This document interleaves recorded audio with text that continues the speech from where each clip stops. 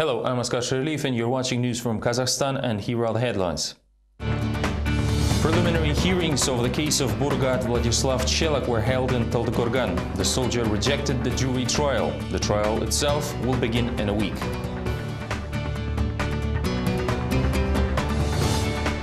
Policemen honored the memory of Gaziz Baitasov, who was killed by a terrorist act in Taras.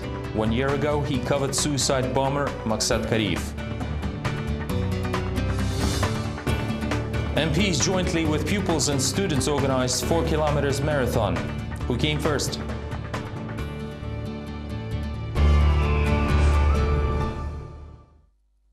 The only suspect in Arkan-Kergen massacre, Vladislav Chelak, rejected the jury trial. The preliminary hearing was held on Monday in Taldykorgan over the mass murder case at the border outpost. The case consists of 63 volumes, 3 of which are classified. The military court was deciding on when and where to hold the most notorious trial in the history of Kazakhstan. More details in the next report.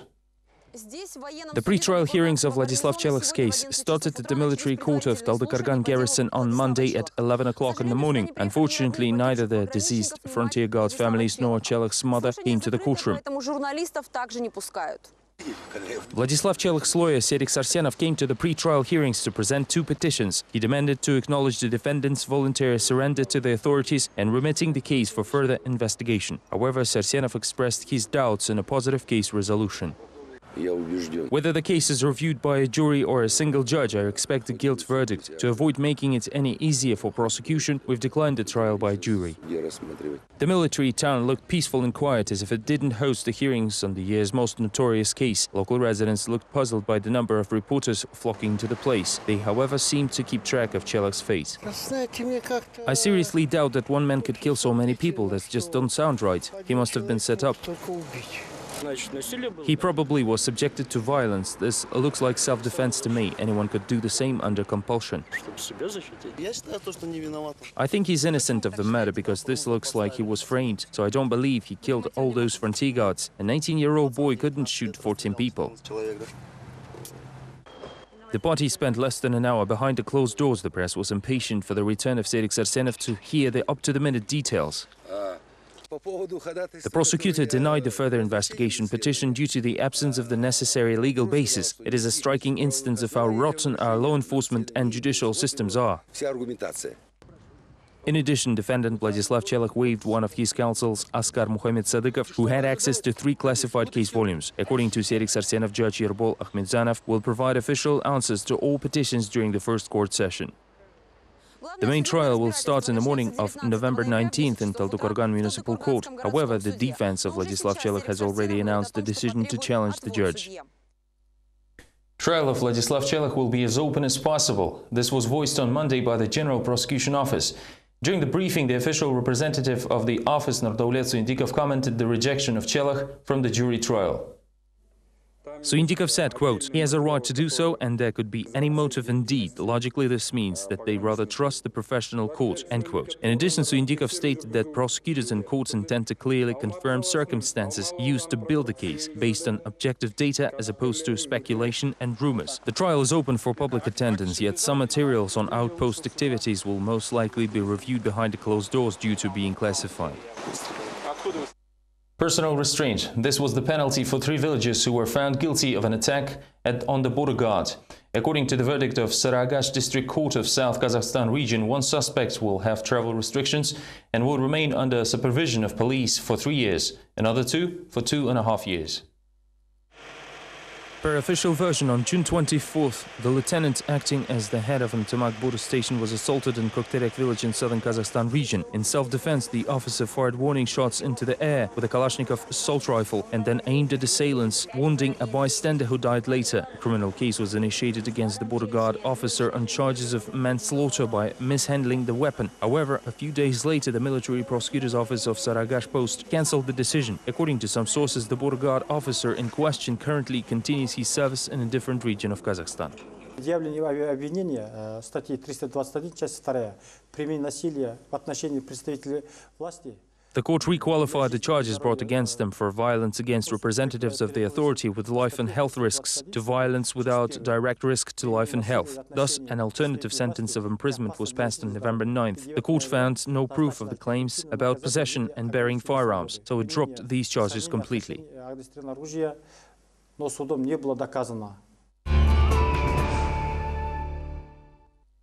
Former high-ranking state official and politician Zamanbek Nurkadilov was remembered in Almaty on Monday.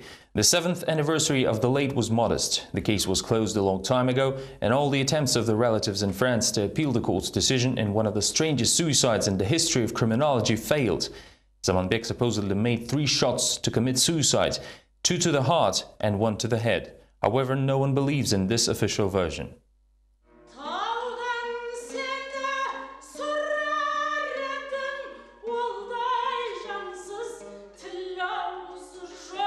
Makbal Junusova sings every time she remembers Zamanbek Nurkadilov. She used to perform the song during concerts, but lately the playlist of the Kazakhstan's people artist was cleaned up of all the references to her husband. Junusova locks her pain and tears inside to please the audience with a blitz performance. She's tired of seeking review of her husband's alleged suicide case. Nurtay Bakayev is the 3rd head of the National Security Committee. The widow has stirred her since the tragedy in November of 2005. I called him to make an appointment and he promised me a personal meeting. It's been a year now and he never called me back, but I won't demean myself to begging and pestering officials with requests to redress injustice. The prominent Kazakhstan politician was found dead in his house on the night of November 11, 2005. 3 gunshot wounds in the head and chest appear to be sufficient evidence for the investigation to conclude that Nurkadilov committed suicide. The independent committee was denied access to the case files.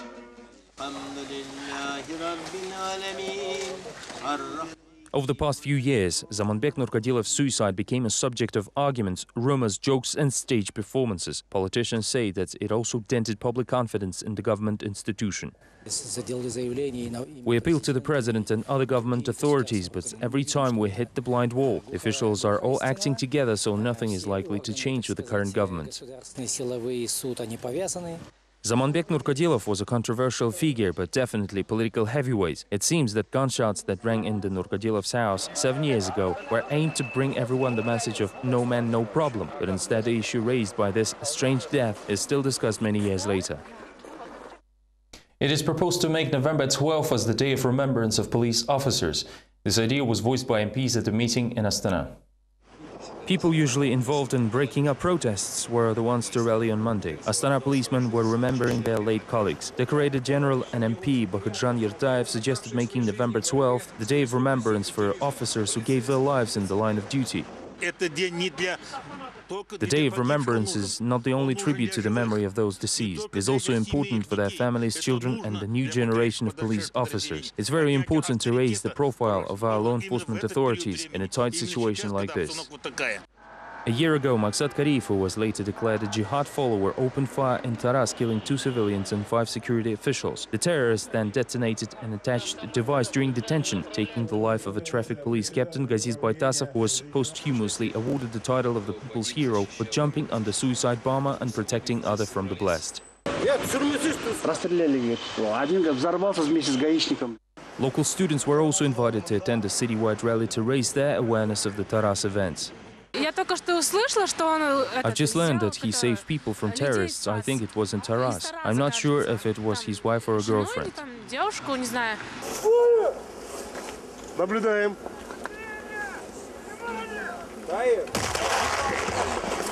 Meanwhile, the MPs took the chance to recall that security officials are not always for counter-extremist actions. Oktybek Smagul suggested creating special troops for preventing terrorist attacks and other kinds of public order infringements.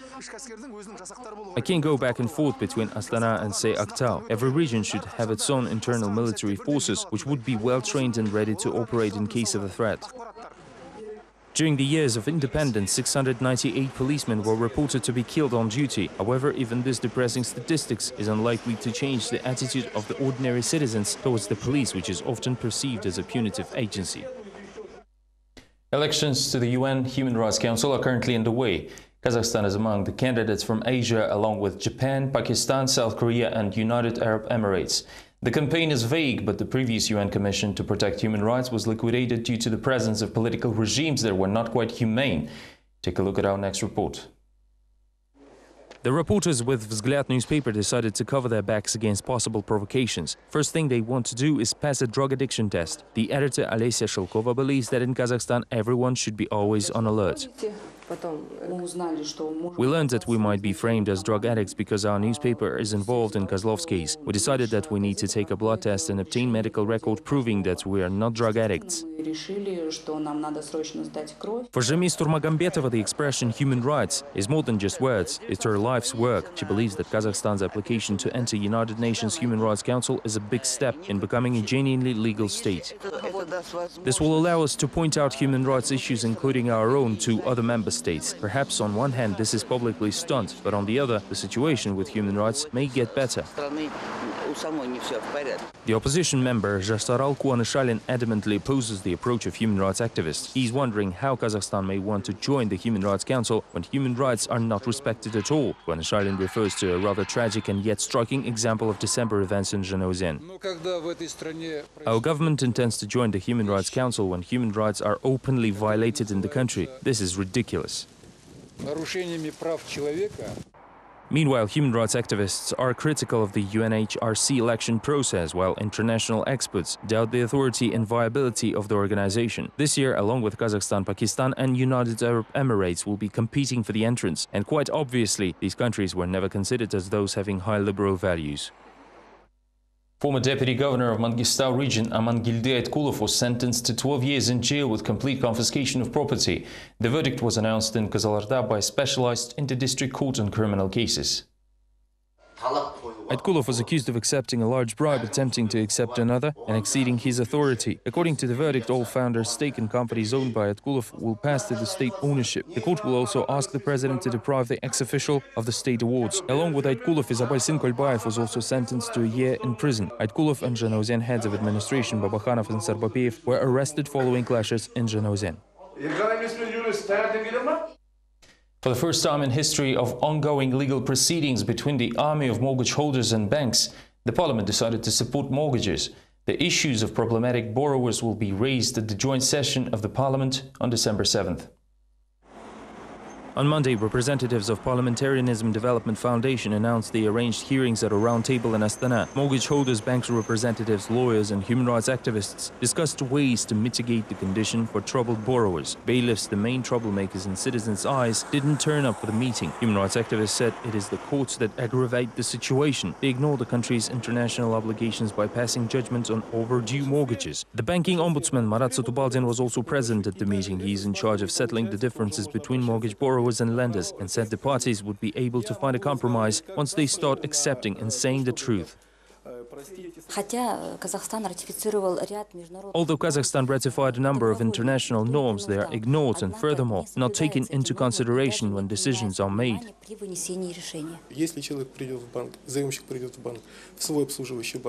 If loan recipients would come to their account bank and honestly tell about the current situation, all banks will understand it.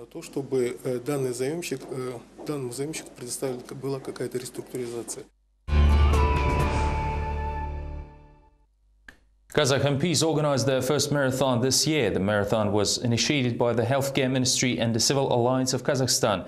Not all the marathon participants were able to cover the distance of 4 kilometers. Who was able to reach the finish line in the next report?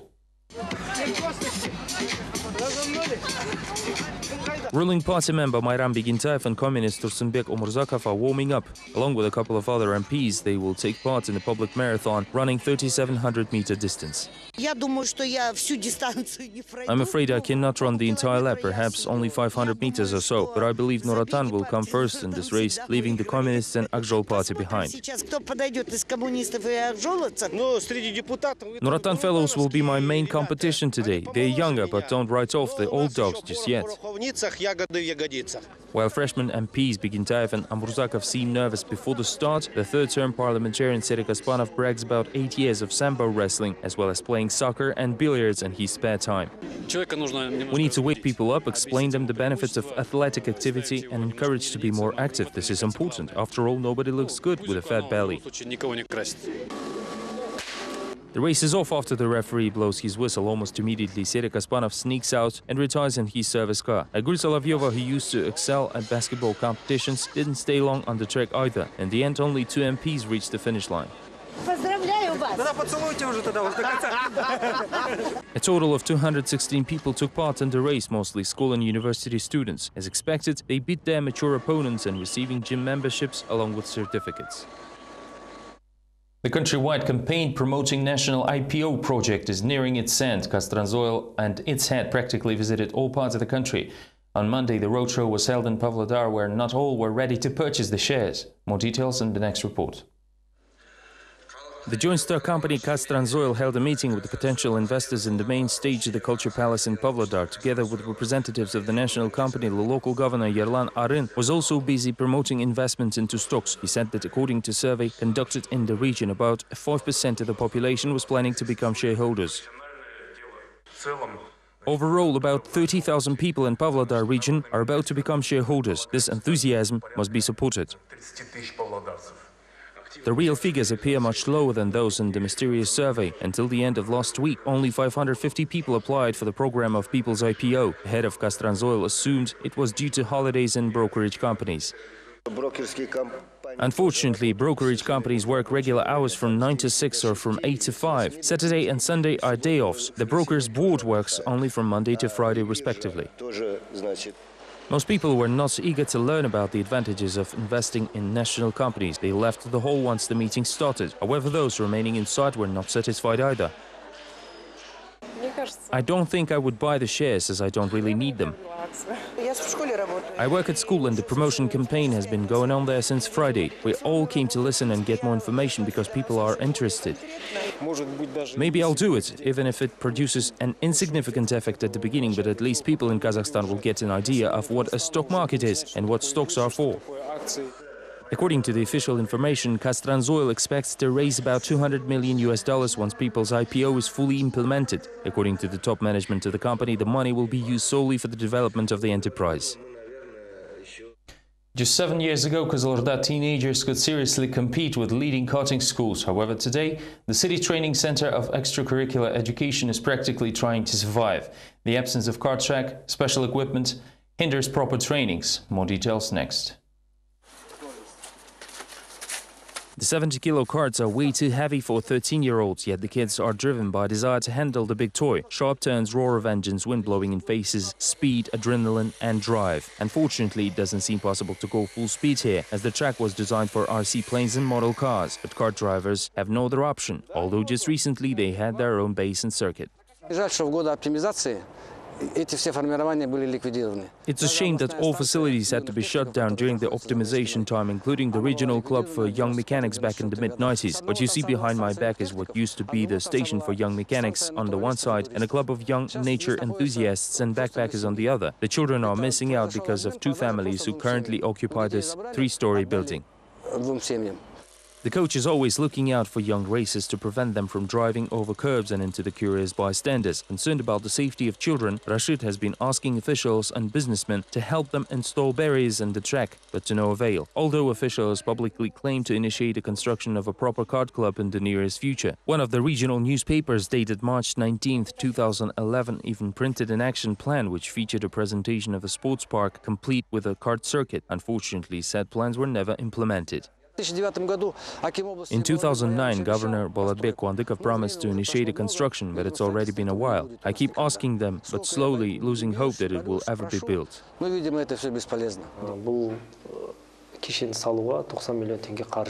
The department plans building a karting facility with a 600-meter track, pit boxes and stands. The project is estimated at $600,000. The only issue is the land permit. We've appealed to the city administration requesting to assign 1 hectare of land for construction. Once the land issue is settled, we will proceed with the construction.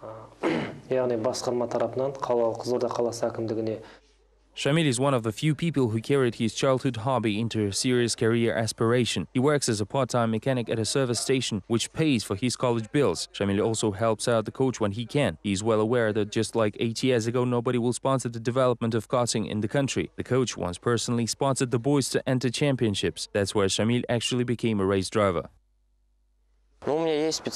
My specialty is bodywork, chassis, engine. Well, I can fix anything, really. Ну, все уже практически все сам делаю. The question of whether the younger boys will ever be able to take part in the real championship is still open. For now, they even buy their own helmets. Nevertheless, the 13-year-olds are very dedicated and it helps them mature and develop professionally. My family bought this helmet for me in Belarus for about $300.